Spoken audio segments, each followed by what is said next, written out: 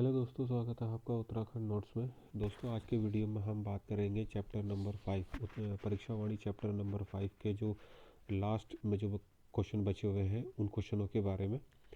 ठीक है, इस वीडियो के जो बाद है वो ये जो चैप्टर है चैप्टर नंबर 5 वो ख़त्म हो जाएगा। उसके बाद फिर चैप्टर नंबर 6 स्टार्ट करेंगे। तो चलिए स्टार्ट करते हैं आज का ये वीडियो। तो दोस्तों, ये पहला क्वेश्चन आपके सामने है कि नारद त्रिकोण व मानुषी कुंड कहाँ पर स्थित है। तो ये जो कुंड है दोस्तों, ये तीनों के तीनों कुंड जो है आपके बद्रीनाथ के पास स्थित है। अगला क्वेश्चन देखेंगे, ब्रह्म ब्रह्म वशिष्ठ व नरसिंह कुंड कहाँ पर स्थित है। तो ये आपसे पूछ रहा है, इनको बताइए कि ये कहाँ पर स्थित है। तो ये है दोस्तों टिहरी गढ़वाल में। अगला क्वेश्चन है आपका, रेतस हंस ईशान व उदक कुंड ये कहाँ पर स्थित है। तो दोस्तों, ये जो चारों के चारों कुंड हैं ये आपके केदारनाथ के पास स्थित है। वो ऊपर वाले बद्रीनाथ के पास स्थित है, ये केदारनाथ के पास स्थित है। अगला क्वेश्चन है, गंगानी कुंड किस जिले में स्थित है। तो गंगानी कुंड है दोस्तों आपका, सबसे पहले मैं आपको ये बता दूं, ये जो गंगानी कुंड है ये आपका एक गर्म कुंड है। ठीक है, और ये जो कुंड होते हैं इनसे क्वेश्चन पूछे जा चुके हैं, इसलिए इनको आप इग्नोर मत करिएगा। तो ये जो गंगानी कुंड है ये एक तरीके का गर्म कुंड है और ये आपका कहाँ पर स्थित है, ये आपसे पूछ रहा है। तो ये आपका उत्तरकाशी में स्थित है। अगला क्वेश्चन देखेंगे, सूर्य कुंड कहाँ पर स्थित है। तो सूर्य कुंड भी आपका जो है उत्तरकाशी में स्थित है। अब जबकि यहाँ पर यमुनोत्री दे रखा है, ठीक है, स्पेसिफाई नेम दे रखा है, तो यहाँ पर इसलिए हम यहाँ पर यमुनोत्री करेंगे। वैसे ये उत्तरकाशी जिले में स्थित है। सहस्त्रधारा जलप्रपात किस नदी पर स्थित है। Very important question. तो सहस्त्रधारा जो जलप्रपात है वो आपका वाल्दी नदी पर स्थित है। अगला क्वेश्चन देखेंगे, क्वेश्चन नंबर आपका 7, हार्डी जलप्रपात ये आपका कहाँ पर है। ये इसको भट्टा जलप्रपात भी कहते हैं और हार्डी भी कहते हैं। तो ये आपका कहाँ पर स्थित है। तो ये दोस्तों ये आपका वैसे तो मसूरी में स्थित है। ठीक है, यहाँ पर देखो देहरादून भी दिया हुआ है, लेकिन देहरादून के अंदर ही मसूरी पड़ता है। तो लेकिन आप यहाँ पर इसलिए आप मसूरी आंसर लगाएंगे। अगर मसूरी नहीं दिया होता तब आप यहाँ पर देहरादून लगा सकते थे। अगला क्वेश्चन है, टाइगर जलप्रपात कहाँ पर स्थित है। तो टाइगर जलप्रपात जो है दोस्तों आपका वो भी देहरादून में ही स्थित है। देहरादून में एक जगह पड़ती है आपका, वो है चक्राता, नाम सुना होगा। तो चक्राता में ये जो है जलप्रपात है।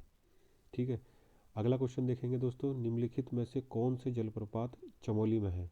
यहाँ पर आपको जो नाम दे रखे हैं ये जलप्रपात के नाम है।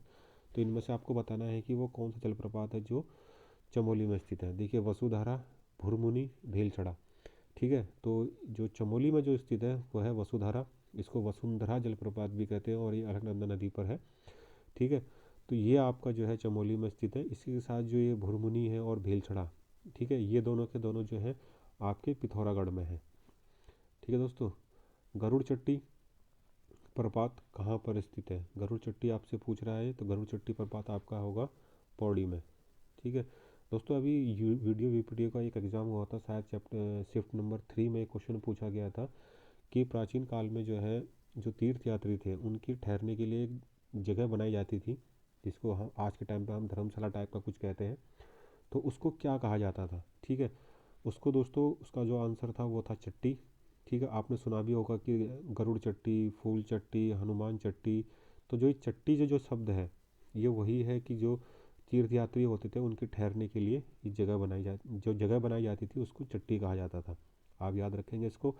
अगला क्वेश्चन है, भेलछड़ा जलप्रपात कहाँ पर स्थित है। अभी आपको मैंने ऊपर बताया था, भेलछड़ा जलप्रपात आपका पिथौरागढ़ में स्थित है। अगला क्वेश्चन है, खतलिंग ग्लेशियर किस जिले में स्थित है। खतलिंग ग्लेशियर है आपका किस जिले में। तो आपका ऑप्शन है टिहरी, रुद्रप्रयाग, दोनों में या इनमें से कोई नहीं। तो इसका जो आपका राइट आंसर होगा वो होगा दोनों में। टिहरी में भी है और रुद्रप्रयाग में भी है, थोड़ा थोड़ा पड़ता है। मिलम, रालम, पॉन्टिंग, पिनोरा ये ग्लेशियरों के नाम हैं। तो आपको ये बताना है कि ये ग्लेशियर कौन से ज़िले में पड़ते हैं।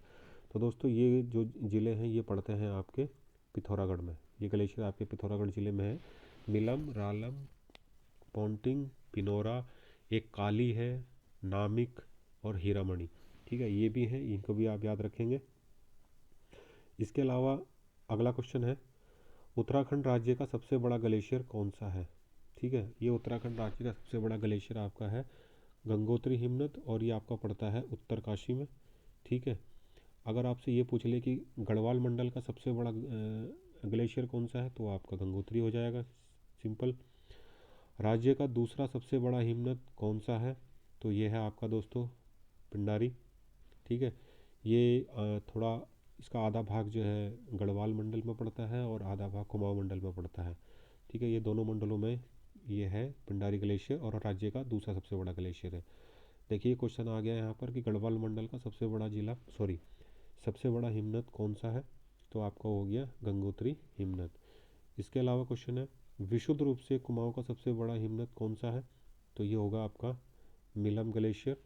ठीक है। और एक नदी है जो मिलम से निकलती है, वो है गौरी गंगा। ठीक है।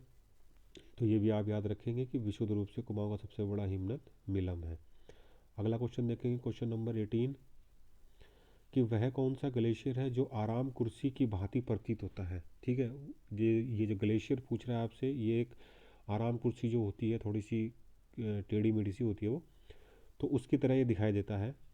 तो ये होगा आपका दोस्तों कौन सा, ये होगा संतोपत ग्लेशियर और भागीरथी ग्लेशियर। ये दोनों के दोनों ग्लेशियर जो हैं आराम कुर्सी की भांति ये आपको दिखाई देते हैं। ठीक है। अगला क्वेश्चन है किस ताल को षटकोणीय ताल भी कहा जाता है। ठीक है। तो इसका आंसर है दोस्तों डोडी ताल। ये आपका उत्तरकाशी में पड़ता है डोडी ताल। इसको षटकोणीय ताल भी कहते हैं कि छः कोनों वाला ये ताल है। ठीक है। इसलिए इसको षटकोणीय ताल भी कहते हैं। सरवदी ताल, चौराबाड़ी ताल किस जिले में स्थित है। ठीक है। सबसे पहले तो मैं आपको ये बता दूं कि जो सरवदी ताल है, चौराबाड़ी ताल है, इसका एक नाम और है, और वो है गांधी सरोवर। ठीक है। गांधी सरोवर के नाम से भी इस ताल को जाना जाता है। तो ये ताल जो है आपका रुद्रप्रयाग में है। गांधी सरोवर इसको इसलिए कहा जाता है क्योंकि 1948 में जब गांधी जी की मृत्यु हुई थी तो उनकी अस्थियों को यहीं पर प्रवाहित किया गया था, तब से इसका नाम गांधी सरोवर भी पड़ गया है। अगला क्वेश्चन है फूलों की घाटी के मध्य कौन सा ताल स्थित है। ठीक है। Very important question. फूलों की घाटी के मध्य में जो है लिंगा ताल स्थित है। अगला क्वेश्चन देखेंगे, लोकपाल ताल कहाँ पर स्थित है। ये आपसे पूछ रहा है लोकपाल ताल कहाँ पर स्थित है। तो दोस्तों इसका जो आंसर होगा वो होगा कि लोकपाल ताल आपका चमोली में स्थित है। ठीक है।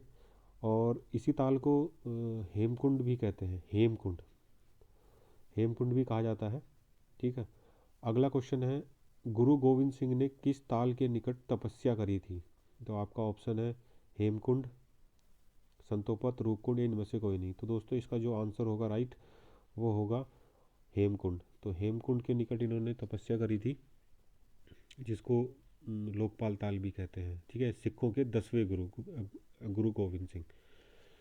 अगला क्वेश्चन है किस ताल को रहस्यमय ताल भी कहा जाता है। शायद ये तो आपको पता ही होगा, रूपकुंड को रहस्यमय ताल भी कहा जाता है। भाई बहन ताल किस ताल को कहा जाता है। तो भाई बहन ताल जो कहा जाता है दोस्तों, वो कहा जाता है महासर ताल को। ये ठीक है। ये दो कटोरे नुमा छोटे छोटे ताल हैं। ठीक है। इस तरीके से, तो ये अगल बगल हैं, तो इसलिए इनको भाई बहन ताल भी कहा जाता है। गढ़वाल क्षेत्र का सबसे गहरा ताल कौन सा है। तो इसका आंसर होगा दोस्तों सहस्त्र ताल। ये गढ़वाल क्षेत्र का सबसे गहरा भी है और गढ़वाल क्षेत्र का सबसे बड़ा ताल भी, मतलब दोनों की दोनों उपाधियाँ इसी को मिली हुई हैं। ठीक है। सहस्त्र ताल आप याद कर लें। राज्य में सर्वाधिक ताल किस जिले में स्थित है। ठीक है दोस्तों, सर्वाधिक ताल किस जिले में स्थित है, तो वो आपका चमोली जिला होगा, क्योंकि चमोली जिले में ही बहुत सारे ताल स्थित है। अगला क्वेश्चन है दोस्तों, कुमाऊं का सर्वाधिक तालों वाला जिला कौन सा है। ठीक है। अब अगर राज्य के सापेक्ष पूछा जाए तो चमोली है, क्योंकि चमोली में ही सबसे ज़्यादा ताल है। अगर पर्टिकुलर पूछ लिया जाए, जैसे यहाँ पूछ रहा है कि कुमाऊं का सब सर्वाधिक तालों वाला जिला कौन सा है, तो वो होगा दोस्तों आपका नैनीताल, क्योंकि नैनीताल में ही सबसे ज़्यादा ताल है। ठीक है। अगला क्वेश्चन देखेंगे, क्वेश्चन नंबर 29, कुमाऊं क्षेत्र का सबसे बड़ा ताल कौन सा है। तो यहाँ आपके ऑप्शन है भीमताल, सातताल, नैनीताल या खुरपा ताल। ठीक है। तो दोस्तों याद रखेंगे कुमाऊं क्षेत्र का सबसे बड़ा ताल है आपका भीमताल। अगर आपसे ये पूछा जाए कि कुमाऊं क्षेत्र का सबसे गहरे झील कौन सी है या सबसे गहरा ताल कौन सा है, तो वहाँ पर नौकुचिया ताल आता है। ठीक है। यहाँ कुमाऊं के संबंध में ये दोनों अलग अलग हैं। सरोवर नगरी, नो डाउट सबको पता होगा, नैनीताल, तो इसमें ज़्यादा कुछ बताने वाला है नहीं। कुमाऊं क्षेत्र की सबसे गहरी झील कौन सी है? देखिए क्वेश्चन आ गया। तो सबसे गहरी झील है आपकी नौकुचिया ताल। ठीक है, सबसे गहरी झील है नौकुचिया ताल। द्रोण व गिरी ताल स्थित हैं आपके, ये आपके स्थित है दोस्तों उधम सिंह नगर में, काशीपुर में ये है। ठीक है, अगला क्वेश्चन है तड़ाक ताल, तड़ाक ताल का संबंध किस जिले से है? यहाँ पर का आ जाएगा, यहाँ पर का होगा, का संबंध किस जिले से है? तो इसका जो राइट आंसर होगा दोस्तों वो होगा अल्मोड़ा। अल्मोड़ा में एक ही ताल पड़ता है, तड़ाक ताल। ठीक है, अगला क्वेश्चन देखेंगे। अगला क्वेश्चन है, हाँ एक लास्ट क्वेश्चन है शायद, हाँ लास्ट क्वेश्चन है। गांधी जी की अस्थियों को किस ताल में प्रवाहित किया गया था? जब 1948 में गांधी जी की हत्या की गई थी, उसके बाद जब उनकी अस्थियों को प्रवाहित किया गया तो उसको दोस्तों चोराबाड़ी ताल, जिसको गांधी सरोवर भी कहते हैं, ठीक है, गांधी सरोवर या उसको सरवदी ताल भी इसको कहा जाता है, तो वहाँ पर जो है इनके अस्थियों को प्रवाहित किया गया था, इसलिए इसको गांधी सरोवर भी कहते हैं। ठीक है, ये आपका रुद्रप्रयाग में पड़ता है। ठीक है दोस्तों, तो ये थे आपके आज के 34 क्वेश्चन, और आज आपका चैप्टर नंबर जो 5 है वो ख़त्म हो चुका है। कल से हम चैप्टर नंबर 6 देखेंगे। ठीक है, तो दोस्तों ये था एक छोटा सा प्रयास आपको कि जो ये आपकी जो परीक्षा वाणी है ये आपको स्टेप बाय स्टेप आपको लर्न करवाने की, तो उसके संबंध में ये छोटा सा प्रयास था, ये छोटा सा वीडियो था। तो ये वीडियो आपको कैसा लगा प्लीज़ कमेंट करके ज़रूर बताइएगा, और वीडियो को लाइक करिएगा, शेयर करिएगा, सब्सक्राइब करिएगा। जो हमारे चैनल पर नए हैं उनको प्लीज़ चैनल को सब्सक्राइब करिएगा, ताकि इस तरीके की वीडियो आपको आगे भी मिलती रहे। ठीक है दोस्तों, नया साल आ चुका है और नई उम्मीदों के साथ, और बहुत सारे एग्ज़ाम अभी होने हैं, तो आप जी जान से लग जाइए उन एग्ज़ाम के लिए, जिन्होंने भी उन एग्ज़ाम के लिए अप्लाई किया हुआ, सब कुछ भूल जाइए, पिछला सब कुछ भूल जाइए, और बस आप नए तरीके से नए जोश के साथ अगले जो आने वाले एग्ज़ाम हैं उनके लिए आप कड़ी मेहनत करिए, ताकि इस बार आपका नाम लिस्ट में ज़रूर आए। ठीक है दोस्तों, और बाकी हम लोग आपके साथ हैं ही। तो ठीक है दोस्तों, ये था एक छोटा सा वीडियो, मिलेंगे आपसे नेक्स्ट वीडियो में, तब तक के लिए जय उत्तराखंड।